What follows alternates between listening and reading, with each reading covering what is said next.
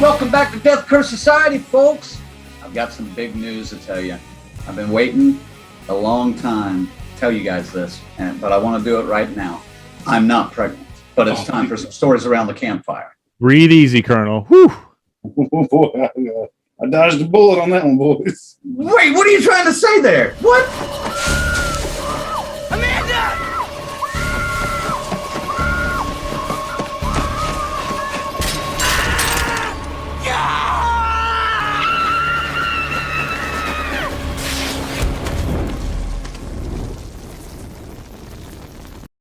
Next up on Stories Around the Campfire, we got a chance to watch and review False Positive, which was dropped on Hulu last week. Colonel, are you good? Are you done nursing? Yeah, we're good. Okay. False Positive tells the story of Lucy and Adrian. They find their dream fertility doctor in the illustrious Dr. Hindle. But after becoming pregnant, Lucy begins to notice something sinister behind Hindle's charm, and she sets out to uncover the unsettling truth about him. Colonel, give us your initial thoughts on False Positive. Kind of set you guys up a little bit. This is an A24 film. Kind of know what to expect watching these movies. You expect the unexpected. Initial thoughts is, hey, I was pretty excited that it was an hour and a half runtime, not 2.5, 3 hours. All right, it saves me a little bit of time. What the fuck was that? I understand the story, but I don't understand the story. It's one of those for me. It's like, was she batshit crazy or was she serious? Was she onto something? I know we're going to dig in deep, so I'll leave it at that. Initial thoughts is, huh? Oh, A24, you're so edgy. As you know, I'm not a huge fan of some of their releases. This one came along and was also delighted to find it only had an hour and a half runtime to it. But this story is pretty fucking good, man. It's driven well. It keeps you guessing. But I will say, for an A24 film, your gut instincts that you have that are sometimes wrong in movies when you watch them, you're like, oh shit, I was way off there. Not so much here. You're going to be dead on with all your instincts pretty much the whole way through till the end of the third act. It is a good ride. It wasn't bad. I was quite surprised for this being an A24 film. Some of the choices they made in this, confusing a bit to me, like just it doesn't really fit the uniform, I'll say. Overall, this isn't a bad watch, man. It was interesting and actually had a couple laughs in it. All right, my first question is this. How can three straight white men review a film that is so focused on women's rights and issues such as pregnancy, work-related subjugation, maternal problems, etc.? How are we supposed to talk about this movie?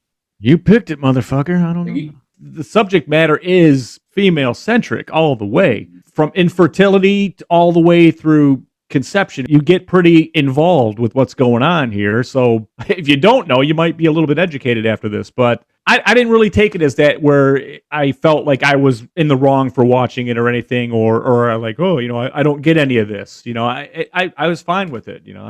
But here we are, three white guys talking about it. So hopefully it's a good enough movie, and that's why we're talking about it. I am kind of saying we're out of our element to talk about this movie. I'm not saying it's illegal for us to, but this movie deals in such an intimate way with some of these issues that we're never going to experience some of the stuff. At least as participants, we might be outside observers. You're 100% right on that. We will never have to experience, and there's a lot of her perspective of, being inseminated and everything by, artificially, of course, because they can't have their kid. When they pan up close to her face and you see her expressions when she's, I feel her pain, man. I wanted to reach out and hold her hand. I'm there for that kind of thing. They do good this way. It is pretty original, the story, I think, too, but it does have that over-looming cloud of Rosemary's Baby. A little bit different, but the same kind of setup. I don't know about you guys. I know, obviously, we're not going to see it from the female perspective because we don't go through those emotions. It's different, obviously. We all know that. We're not stupid. We're all fathers. But as a father, I was there to hear the first heartbeat. I was there for every step of the way in the sport. I've been there. I've seen that. I've seen all the ultrasounds. So they did a really good job at telling it from the female's point of view. But it also gave me a reason to think that, I could learn something here if I ever have another little colonel run around someday, which probably won't. I really don't want to. But things happen. Ziggy, you kind of mentioned it, but can we talk about Alana Glazer's performance in this because I thought it was outstanding. I thought she was one of those characters that every time she was on screen, you had to watch. Like you were focused on her so much. And I thought she played it off great. Colonel, agree, disagree? Or who else did you like in the... Yeah, I agree with you. I thought she did a great job. Really portrayed the emotions. And you really felt for her. But goddamn, I'm sorry, Pierce Brosnan stole the fucking show for me. He was here, she was here.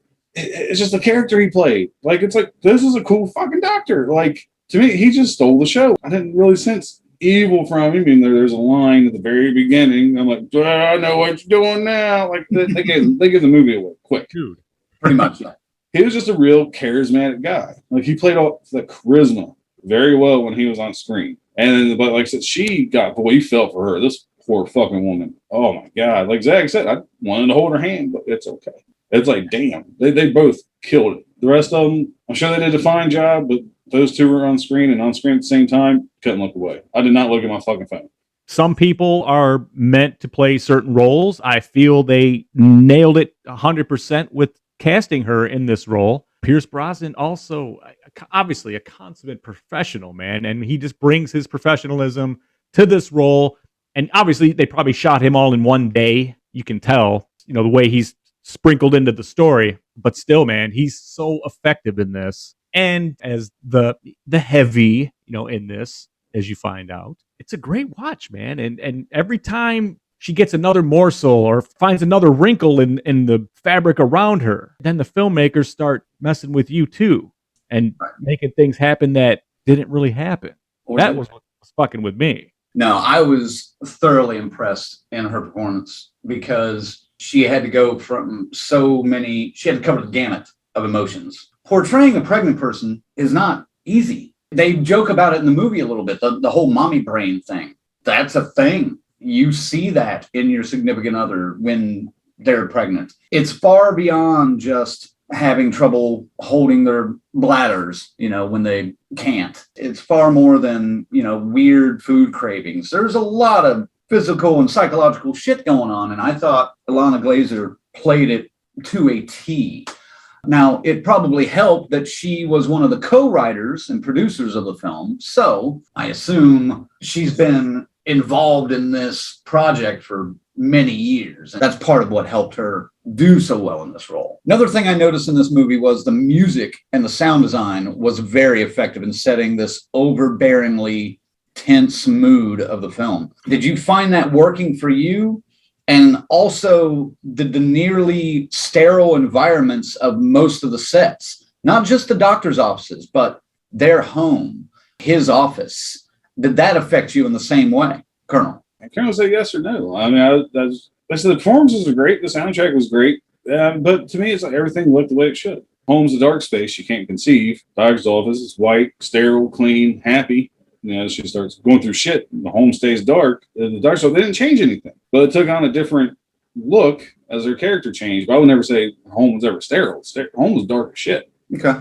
It seemed a little unlived in, is maybe the better word to say, and rather than sterile environment, like at the home. Yeah, I can't argue with that. It was a pretty clean fucking house. I thought everything looked great. And maybe by accident, they'd get the music would start ramping up and then nothing at all would happen. And I was sitting there going, okay, here it comes, and I just got to thinking, you could pretty much put this music over somebody eating a bowl of Cheerios or something and it would make it fucking like, whoa, man, okay, what's going to happen now? Because they did this a lot in this movie. Do you remember when his safe buzzed off and he walked off into the dark corridor to the bedroom and she stood there 30 seconds, I counted it, of just a increasing drone and her staring into a dark space. I'm looking in the mirror and shit, looking for something to happen, looking at all the dark on the big screen, just trying to study it. What's up? Nobody there? Yeah, they toyed with you a lot with that, and the music played a big part of it. But I think that goes into the filmmakers trying to play with the audience and using that psychology of what the character is going through. Just expecting mothers have this sense of dread everywhere they go. Like, what happens if I fall down and hurt the baby? What happens if I eat something funny and it hurts the baby? That's going on in their head the entire time. And I think that's part of what they did with this music was to stick that sense of dread on you as well. Like, holy shit, he's walking down a dark hallway. What's going to happen to him? Oh, nothing. Okay. There's nothing supernatural about Let's this. go to the party. So I think that's what they were trying to do with that. And I dug that a lot. I thought it worked very well. A lot of recent horror has been focused on real world problems lately, such as a family's fertility problems in this film. Is this a trend you like? And do you want to see it continued? And what are some underrepresented topics that could make good horror topics? Yeah, I kind of like the corporate structure in this horror thing. You know, when you're seeing everyone already thinks they're evil anyway. Anybody that's any kind of in a power company like that or something this important where it costs, you know, hundreds of thousands of dollars to accomplish successfully. I think you could probably, it's been touched upon, but maybe get a little bit more into, you know, people insanity, being treated for insanity, mental asylums and stuff like that, fucking with people that way, because there's a whole lot of manipulation going on throughout this entire movie. And everybody's kind of in on it, very much like Rosemary's Baby.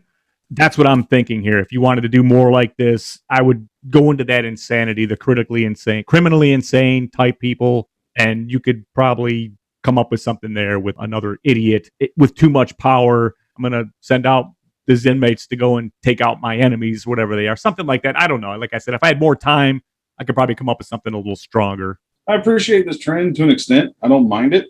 I just noticed there's a lot more movies coming out based on real world horrors than their fictional ones, I guess you would say. Still more reality based than, say, a good vampire film, a good zombie film, or anything like that. I like them, but I still need a good mixture. I still want to see low-hanging fruit like we've seen with some of these, fertility, women's rights, Alzheimer's. I guess we can go back to that Australian haunted house film. You know, The Relic. I mean, yeah, the supernatural, but I mean, that's Alzheimer's was pretty much what that movie was about. Now, that's a good mixture of putting both of them together. And I do like those. Well, I didn't really like Relic. I do like that idea.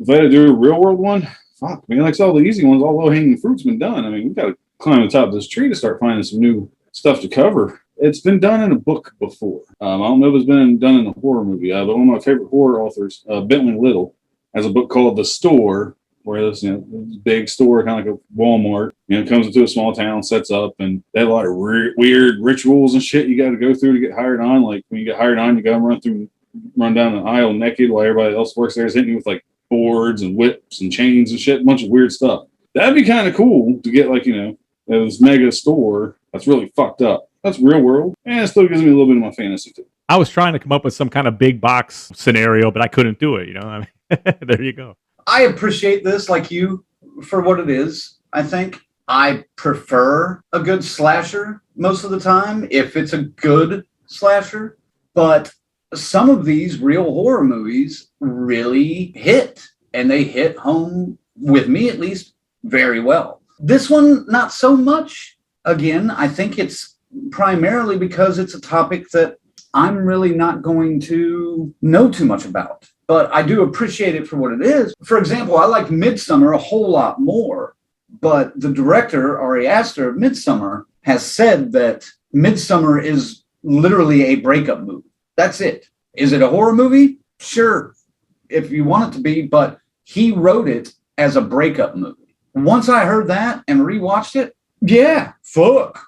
You know, it takes on a whole different life of its own. It's very cool that way. As for what I would like to see, they don't really touch on a whole lot. I probably shouldn't call it like an underworld kind of thing, but there's this whole group of people that are into like domination and dominatrixes and things like that, and weird sexual fetishes. I think some of that could make interesting horror in some way, shape, or form, kind of along the hostile route. I'd also like to see some kind of message about fathers' rights when it comes to separating and, you know, children access and things like that, because a lot of times the mother is just automatically granted as, you know, custodian of children, and the father is just kind of left over there like, look, go fuck yourself, you know? There could be something with that too. Those are the two that I could see. One of the more controversial themes of this film is the practice of selective reduction. Now, this is a fairly common result and procedure that's done with in vitro fertilization, but many pro-life advocates consider it worse than abortion. In regards to real life horrors, that has to be one of the most difficult for a woman. But how did its inclusion in this story affect you, Colonel? It affected me because opinion really didn't matter, which they explain later on in the movie. Before we get too far, this movie is told from women's perspective, but it's also told that men make all the decisions, and they make it very clear that it's perceived that men make all the decisions without giving too much of the movie away. That worked because, like I said, it gave the movie a different tone. I knew what happened, the suggestion. I'm like, okay, this is exactly what's going to happen, and I wasn't wrong. So, like I said, definitely painting like Pierce Brosnan in a different light from, that's a cool guy. Even though we all knew it from what he said earlier. I try not to do any spoilers, goddammit. I'll wait till the spoilers. I want to shut the fuck up till we can Okay. spoilers.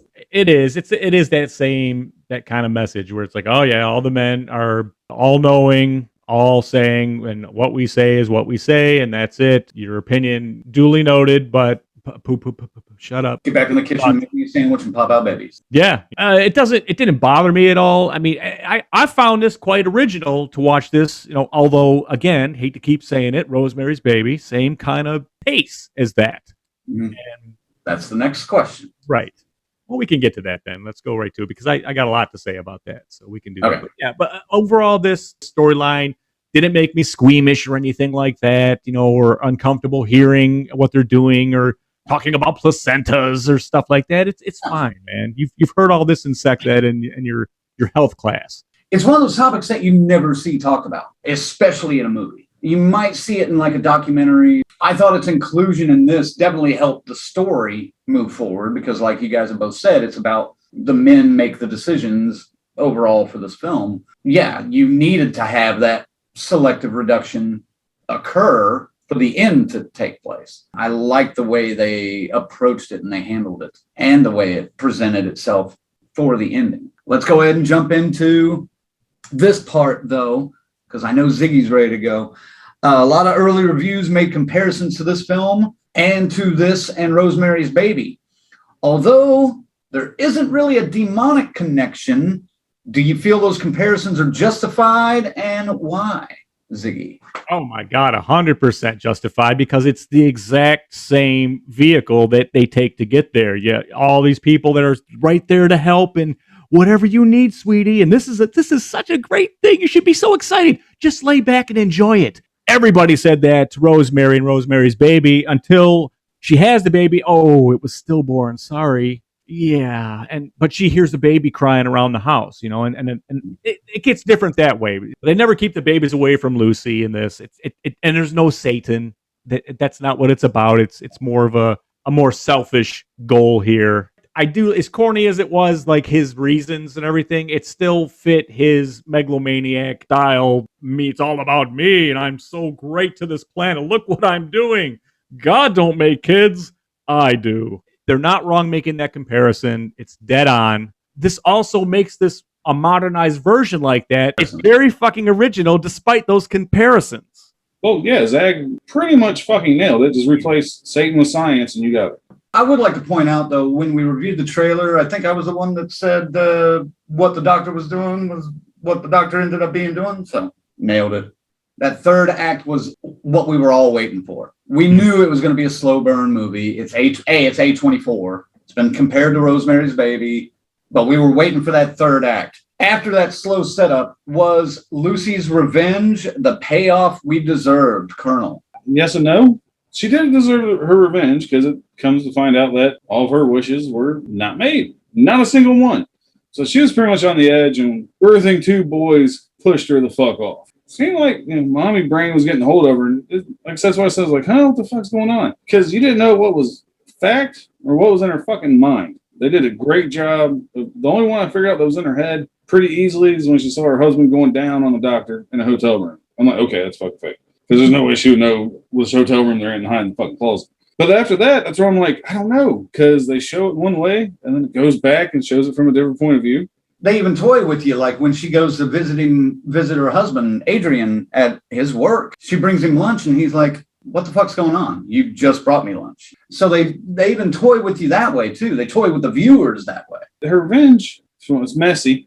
Fucking called Mop Boy, the Jizz Boy up in here, because that was fucking, the whole fucking scene is where I was like, what the fuck? I mean, the rest of them just watching like, okay. Who's gonna clean that shit up? There's a lot of splooge on the floor. You know what I mean? You're gonna need a Reference squeak. to the jizz mopper.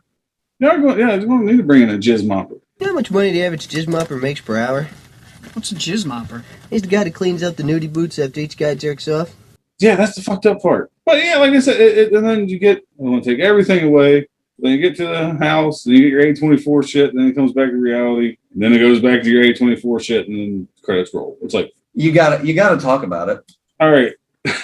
You gotta mention it, man, before I throw it to Ziggy. All right. So, spoiler alert. Here's how the fucking movie ends. All right. So they pretty much explained to her, hey, this kid's going to be on the placenta. You're not going to have it. So she goes back for whatever reason, some days later. She finds a bag of fucking placenta sitting there in the fucking office. She whoops ass, takes names, takes that shit home, gives fucking Adrian, her husband, the babies, get the fuck out. She grabs a little fucking fetus this big and is holding up next to her titty, trying to breastfeed. And the next thing you know, the little thing's like, Mama.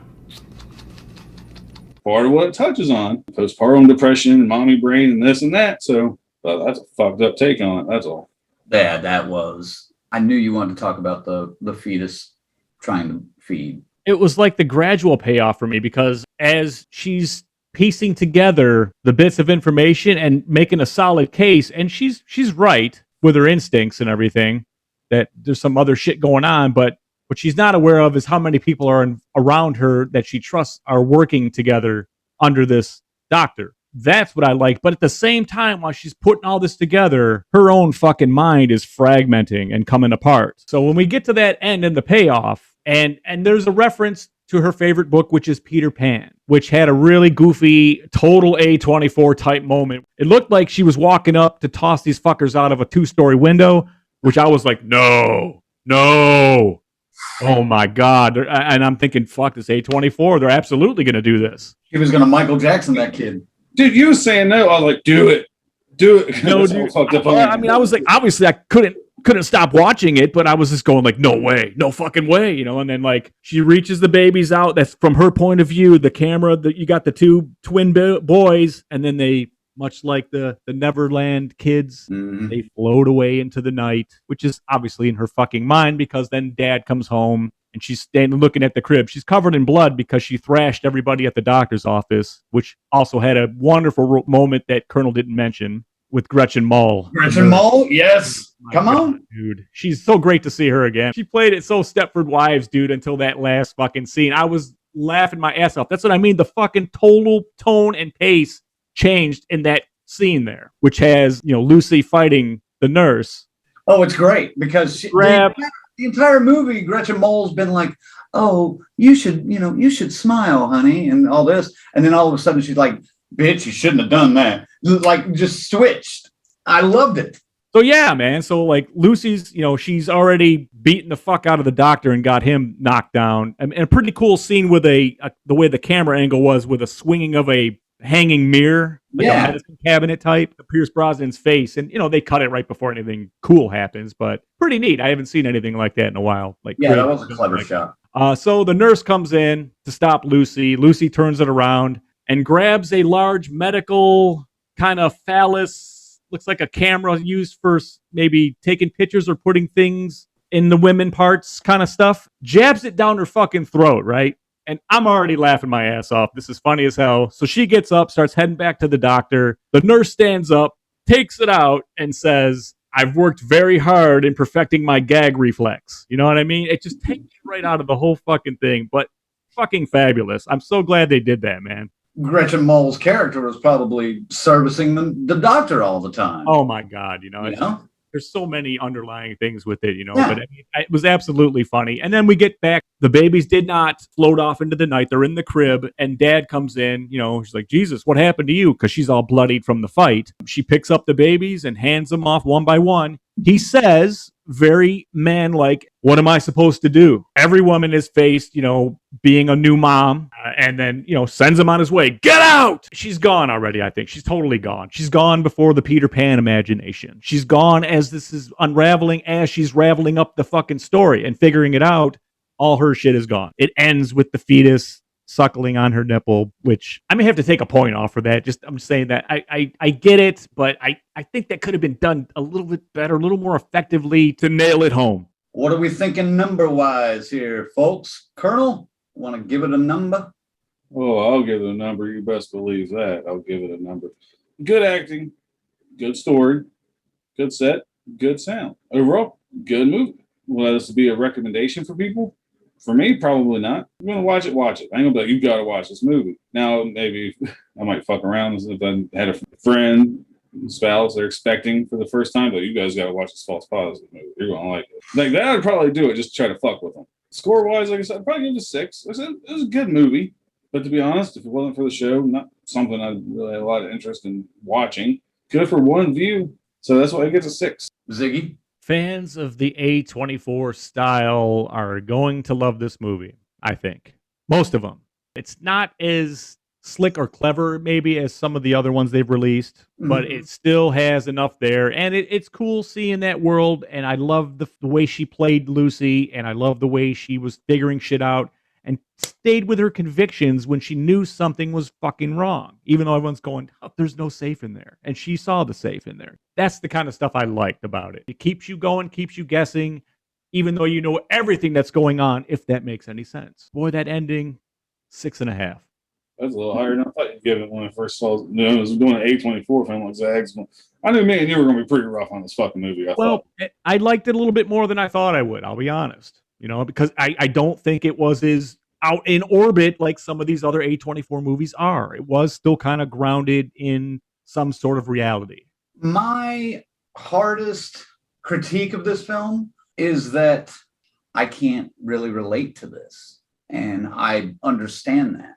And I absolutely cannot relate to Adrian. I tried. I just couldn't. That guy irritated me from the moment he stepped in the screen. He's a suck, dude. He's just there to just get up the far of the corporate ladder he can by any means necessary. That's what that is. Also, think this is done on purpose. He irritated you. I know. Lucy. Real quick though, I did think it was funny. He was watching punishment porn when he was jerking off.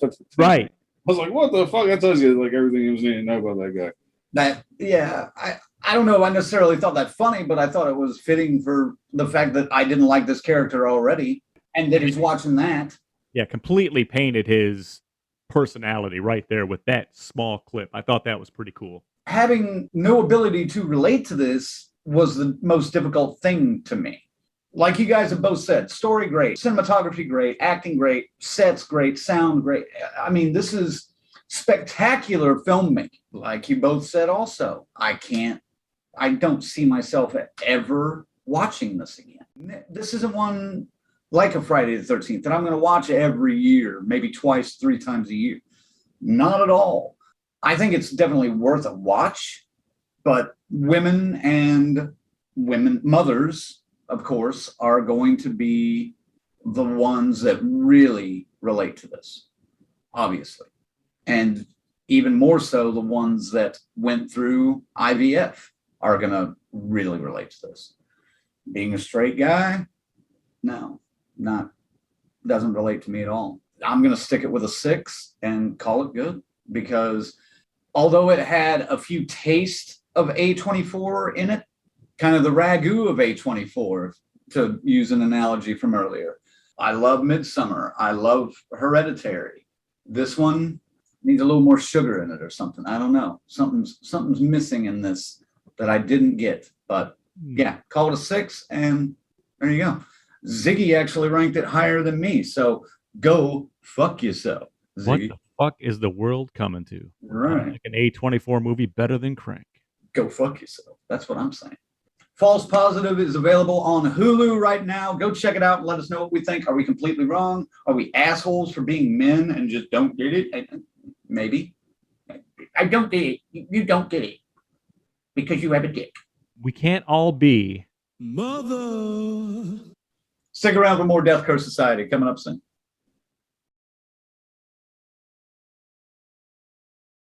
So, false positive.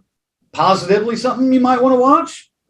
That could be false. I don't know. You decide for yourself. Let us know. Thanks for watching Death Curse Society. We got more stories coming later on. Woo! Where'd you go, man? You're acting like really sketchy right now. I don't...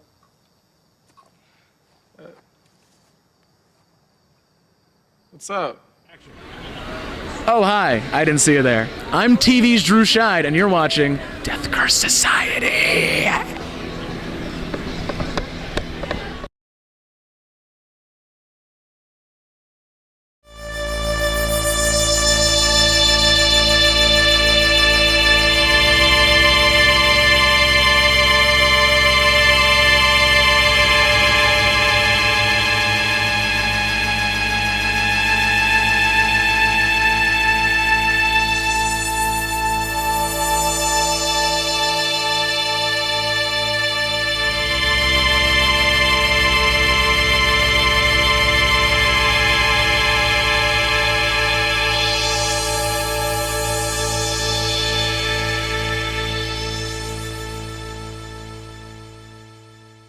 What up? It's the Colonel Death Curse Society. If you enjoyed that video, be sure to subscribe to our YouTube channel. And I punched the numbers in my computer. The computer don't lie.